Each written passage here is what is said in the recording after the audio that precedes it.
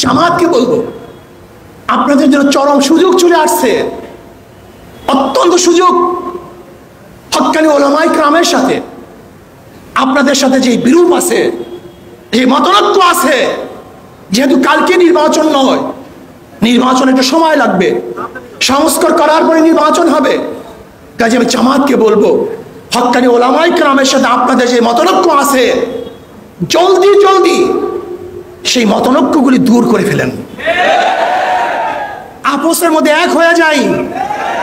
মাঝখানে মাদার গাছ লেগে, মাঝখানে মাদার গাছ রেখে যতই বুক মিলাবার চেষ্টা করি না কেন, বুক মিলবে না, বড় মিলাতে গেলে আমাদের উভয়ের কষ্ট হবে।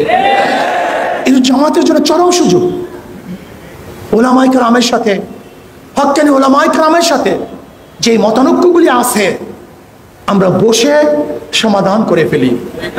যদি আমাদের উপরে কোনো মতানৈক্য থাকে, প্রশ্ন থাকে, আমাদেরকে বলুন, আমরা ইনশাআল্লাহ সেই মতানৈক্য দূর করে সবাই ঐক্যবদ্ধভাবে এই বাংলাদেশে ইসলাম হুকুমত কায়েম করি, মানুষের অধিকার ফিরিয়ে দিই।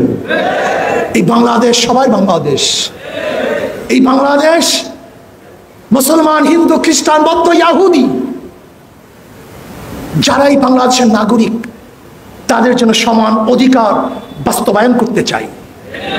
এখানে থাকবে মিডিয়া কর্মীদের সমান অধিকার, এখানে থাকবে রিক্সাওয়ালাদের সমান অধিকার, এখানে থাকবে জেলে তাঁতি, মজদুর, কুলি, ঋষি, কামার, যে যেখানে যেইভাবে জীবিকা নির্বাহ করে, তাদের সমান অধিকার আমরা বাস্তবায়ন করতে চাই। এর জন্য আসুন, বাংলাদেশকে বিনির্মাণ করার জন্য নীতির ও আদর্শের পরিবর্তন ব্যতীত কোনোদিন বাংলাদেশ বিনির্মিত হবে না, হতে পারে না। কাজে আমরা সম্মিলিতভাবে আদর্শ এবং নীতি চরিত্রকে পরিবর্তন করে বাংলাদেশকে গড়ার চেষ্টা করি, বাংলাদেশকে নির্মাণ করার চেষ্টা করি। সতর্ক থাকুন, সতর্ক থাকুন।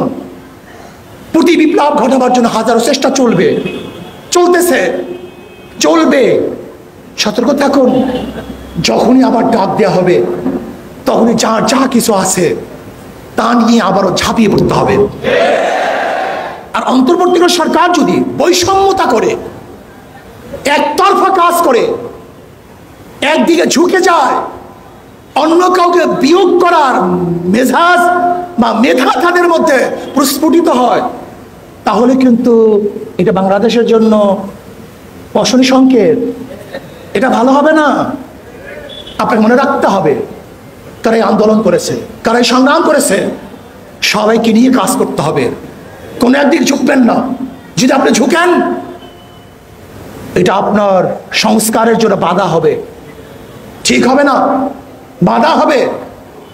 আর আহলে হক যত ওলামায়ে কেরাম আছেন, যত সংগঠন আছেন, আমি অনুরোধ করবো, আসুন আমরা সবাই এক হয়ে যাই, সবাই এক হয়ে যাই, একসাথে কাজ করি, একসাথে রাস্তায় চলি, একসাথে আমরা উঠা বসা করি, যে আমরা এক হয়ে যাই।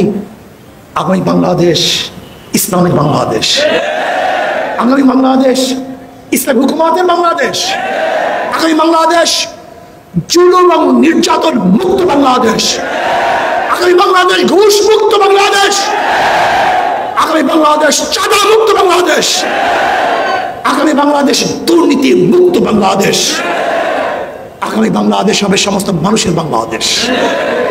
কাজে আসুন, ঘুষ, চাঁদা, দুর্নীতি মুক্ত করে বাংলাদেশকে গড়ার জন্য আজকের থেকে এই ছাত্র আন্দোলনের শপথ গ্রহণ করতে হবে, দাঁড়ে দাঁড়ে ঝাঁপিয়ে পড়তে হবে, প্রত্যেকটা ছাত্র হিসাবে ছাত্র আন্দোলনে আনতে হবে।